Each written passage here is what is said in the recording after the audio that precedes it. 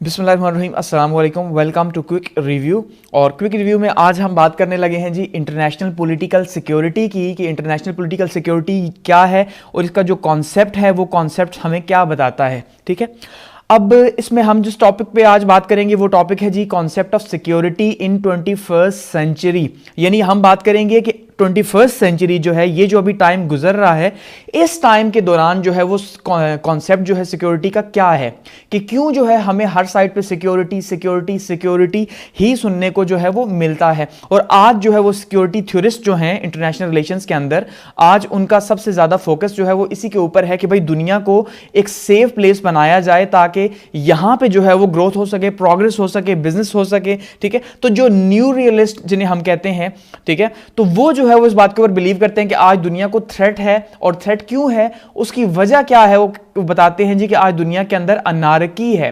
ठीक है, कि अनार्की है, उस अनार्की की वजह से क्या है कि दुनिया जो है वो अब सेफ प्लेस नहीं रही। तो आज इंटरनेशनल फोरम्स जितने भी होते हैं उनका जो मेजर, एक सबसे मेजर जो कॉन्सेप्ट है वो क्या है, वो है जी सिक्योरिटी। अब बेसिकली समझिए सिक्योरिटी है क्या, इंटरनेशनल रिलेशंस में क्या हम सिक्योरिटी किसे कहेंगे। देखें तो सिक्योरिटी क्या है, फ्रीडम है तीन चीजों से, किससे, फियर से, रिस्क से और डेंजर से। अब ये एक बहुत ही वाइडर प्रोस्पेक्ट है।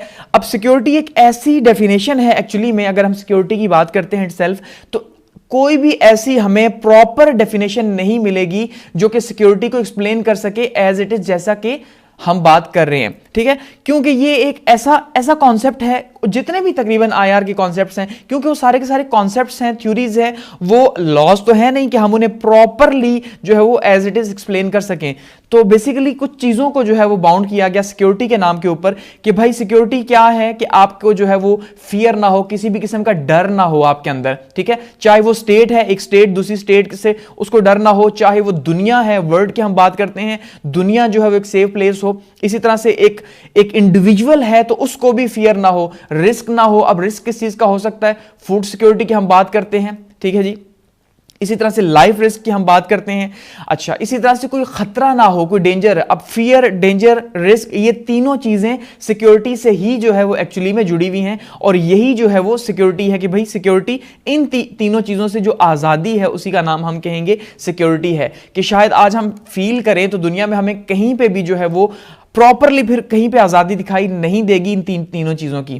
कि आज हम दुनिया के जो चैलेंजेस हैं अगर उनकी बात करते हैं तो हमें दिखाई देता है कि ये पांच जो हैं वो बहुत बड़े बड़े चैलेंजेस हैं जो सिक्योरिटी को ज्यादा जो है वो बताते हैं, कि भाई सिक्योरिटी की अहमियत जो है उसको ज्यादा बताते हैं।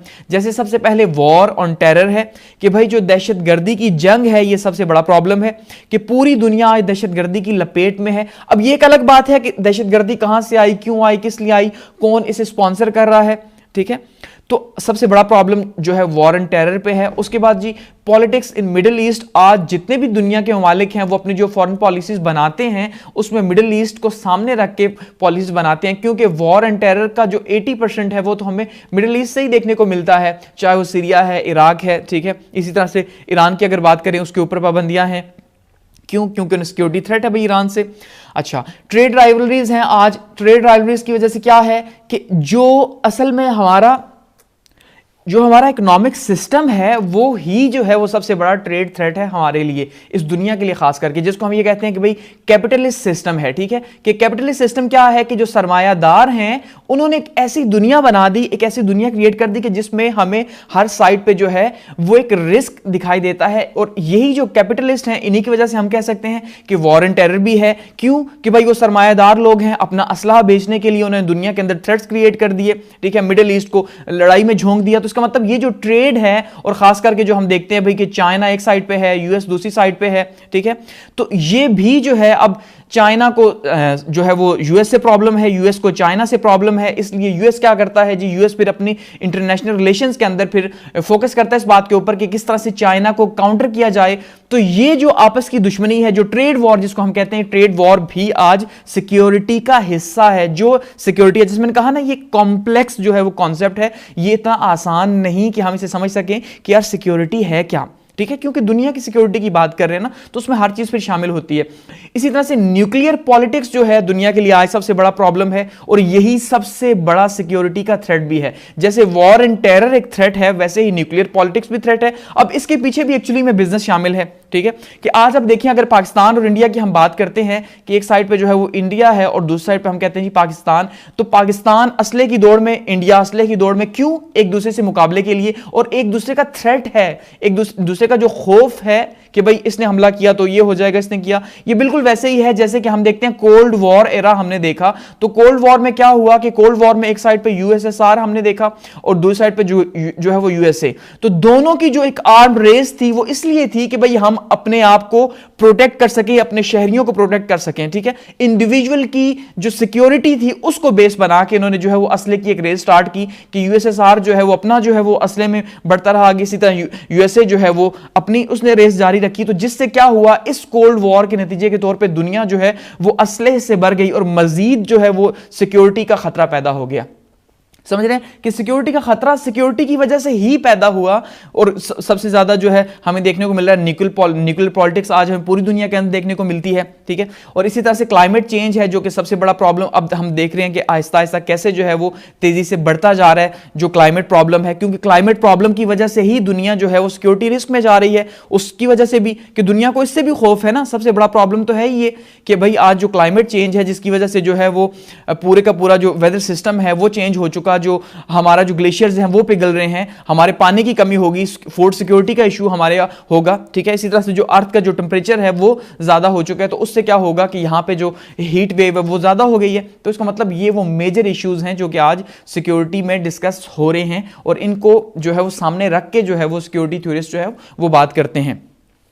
अब देखिए सिक्योरिटी में हम बात करते हैं नॉन ट्रेडिशनल सिक्योरिटी भी होती है, होमलैंड सिक्योरिटी भी है और कोऑपरेटिव सिक्योरिटी भी है, यानी सिक्योरिटी की कुछ लेयर्स हैं। फिर अब जैसे नॉन ट्रेडिशनल सिक्योरिटी क्या है, सिंपली कि जो स्टेट के इदारे हैं उनको प्रोटेक्ट किया जाए, यानी इनमें इदारे जो हैं सबसे पहले हैं नॉन ट्रेडिशनल सिक्योरिटी के अंदर या नॉन ट्रेडिशनल सिक्योरिटी के अंदर कि जो इदारे या इंस्टीट्यूशंस हैं मुल्क के उनको प्रोटेक्ट करना, ठीक है।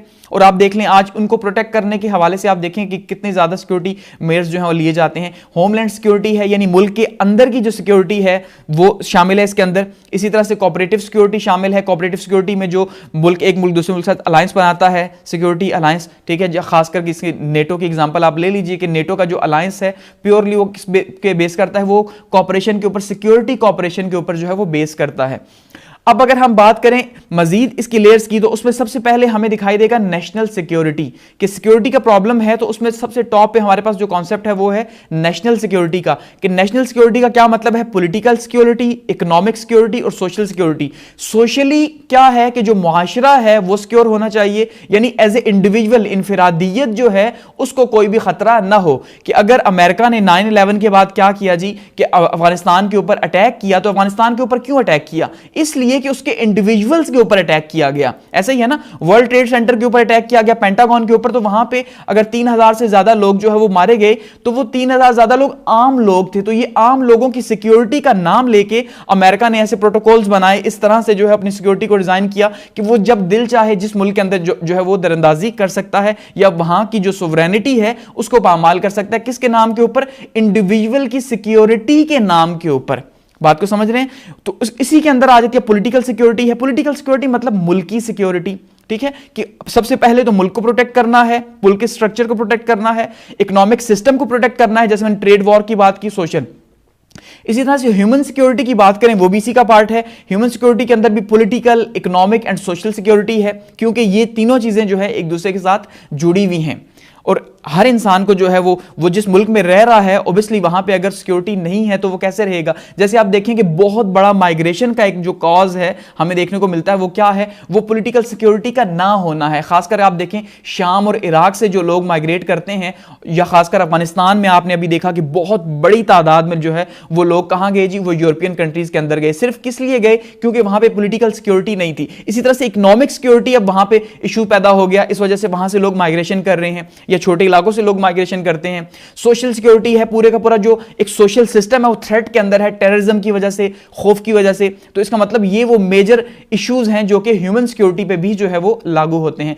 इसी तरह फिर इंटरनेशनल सिक्योरिटी है कि पूरी की पूरी जो दुनिया है, इस पूरी दुनिया की सिक्योरिटी को जो प्रोटेक्ट किया जा रहा है वो यूएन कहता है जी मैं जो है वो इस पूरी दुनिया की सिक्योरिटी को प्रोटेक्ट कर रहा हूं।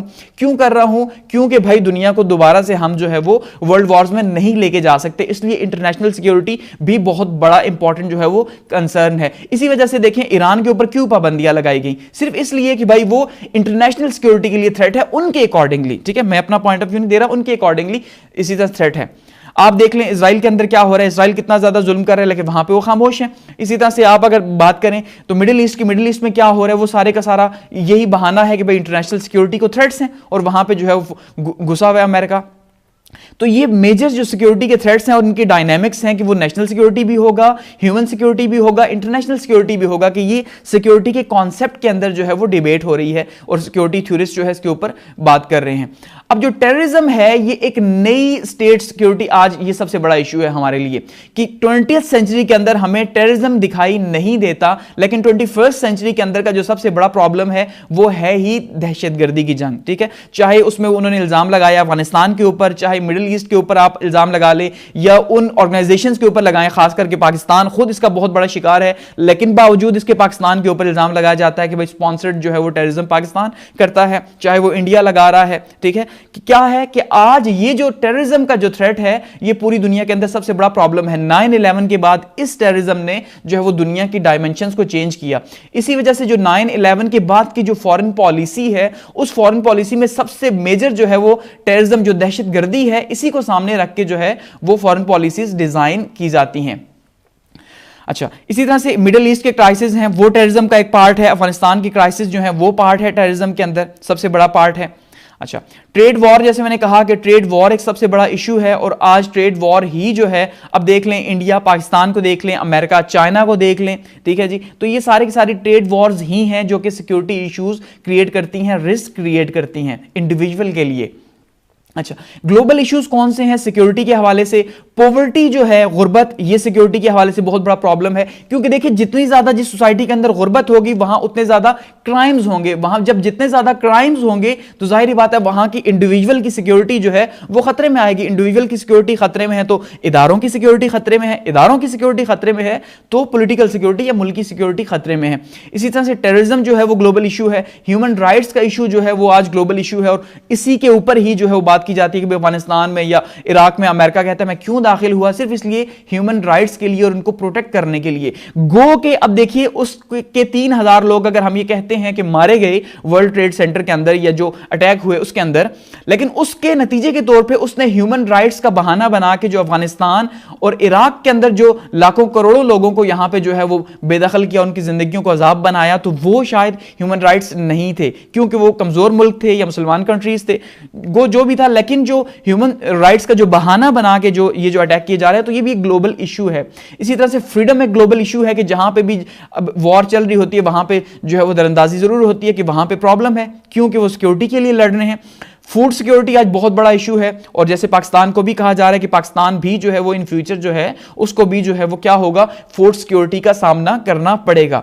तो बेसिकली ये जो कॉन्सेप्ट ऑफ सिक्योरिटी है, ये कॉन्सेप्ट ऑफ सिक्योरिटी को बहुत ज्यादा सिंपल नहीं बल्कि ये एक बहुत ही कॉम्प्लेक्स जो है वो कॉन्सेप्ट है और वो तमाम चीजें जो किसी ना किसी तरह से सिक्योरिटी से लिंक करती हैं वो सारी की सारी इसके अंदर आईपीएस के अंदर यानी इंटरनेशनल पॉलिटिकल सिक्योरिटी के अंदर डिबेट में है, उनके ऊपर बातचीत हो रही है और हर जो फोरम है उसके ऊपर स्पेशली जो है मैंने आपको बताया कि बात होती है सिक्योरिटी के ऊपर ही कि सिक्योरिटी थ्रेट आज दुनिया को इतना ज्यादा है जितना पहले कभी नहीं था। ठीक हो गया। तो ये जो 21st सेंचुरी का जो कॉन्सेप्ट है सिक्योरिटी का वो बहुत ही ज्यादा कॉम्प्लेक्स है, लेकिन सिंपली आप समझिए तो क्या है कि भाई फ्रीडम है फियर से, रिस्क से और डेंजर से जो कि इंसान की लाइफ के साथ चलते हैं और हकीकत ये है कि इनसे फ्रीडम किसी भी सूरत नहीं मिल सकता। तो ये सिक्योरिटी की जो डिबेट है और सिक्योरिटी के बहाने जो चीजें चल रही हैं वो इसी तरह से जो है हमें फिलहाल चलती हुई दिखाई देंगी।